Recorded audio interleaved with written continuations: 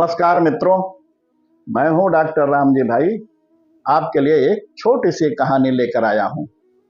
बहादुर सिंह गांव के संपन्न किसानों में से एक थे। किसी चीज की कमी न थी। कमी थी तो बस एक चीज की कि भगवान ने जितना दिया उससे कभी खुश नहीं रहते थे। हमेशा शिकायत रहती थी कि भगवान ने मेरे लिए कुछ किया ही नहीं। मैंने अपनी मेहनत से अपनी हवेली बनाई है, लेकिन भगवान ने मेरे कामों को बिगाड़ने में कोई कसर नहीं छोड़ी है। समय का पहिया तेजी से घूमता गया। बचपन गुजरा, जवानी गई। अब बहादुर सिंह 80 बरस के एक वृद्ध थे, लेकिन अकड़ आज भी वही पुरानी थी। उम्र के साथ शरीर में कमियां आने लगी। अब अपने कान से बहुत कम सुनाई पड़ता था। बोलो कुछ और सुनते कुछ और।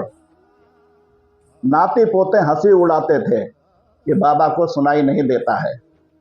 बहादुर सिंह गुस्से में एक दिन डॉक्टर के पास पहुंचे और बोले, कान से सुनाई बहुत कम पड़ता है, आप जल्द से जल्द मेरा इलाज कर दीजिए। डॉक्टर ने बहादुर सिंह के कुछ मेडिकल चेकअप कराए। 2 दिन बाद डॉक्टर के पास अपनी रिपोर्ट लेने गए तो डॉक्टर ने एक रिपोर्ट और एक बिल उनको दे दिया।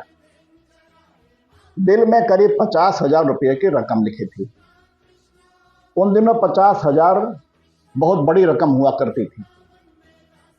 बहादुर सिंह ने डॉक्टर से बिल के बारे में पूछा तो डॉक्टर ने बताया, महाशय, आपके रिपोर्ट के अनुसार आपके कान में बड़ी गंभीर समस्या है और उसके इलाज में 50,000 रुपये लगेंगे।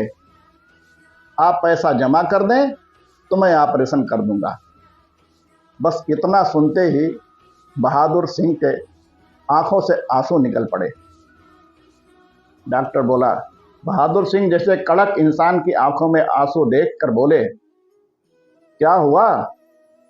बिल की रकम बहुत ज्यादा है क्या?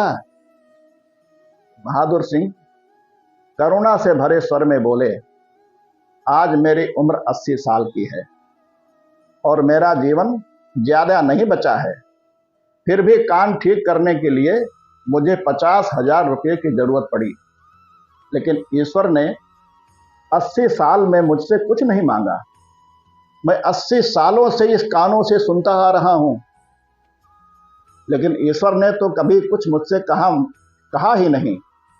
और थोड़े से बचे जीवन के लिए मुझे 50,000 रुपये देने होंगे। कैसी विडंबना है। इस अमूल्य शरीर को पाकर भी हम ईश्वर को गाली देते हैं कि मुझे कुछ नहीं दिया, लेकिन ईश्वर कहता है कि मैंने सबको बराबर दिया है। लोग अपने कर्मों से, अपने बुद्धि से आगे बढ़ते हैं।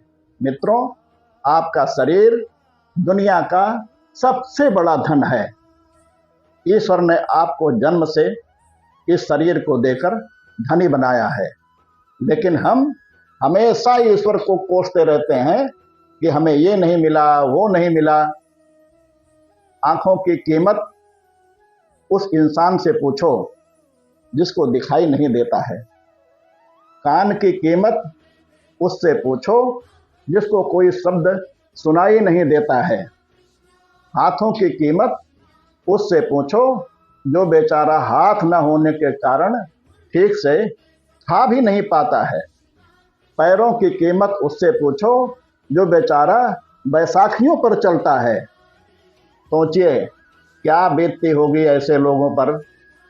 कितनी बार वो खुद को असहाय महसूस करते होंगे, और एक हम हैं, शरीर के धनी होने के बावजूद जीवन भर कुछ नहीं कर पाते, बस उस ईश्वर को कोसने में लगे रहते हैं। हम स्वयं आगे बढ़ने की कोशिश करेंगे, नहीं तो जो मिला है उसी में खुश रहेंगे। ऐसी ही कहानी सुनने के लिए आप इस चैनल को लाइक, शेयर एवं सब्सक्राइब करें तथा घंटी अवश्य दबाएं। अगली भेंट होने तक सभी को नमस्कार।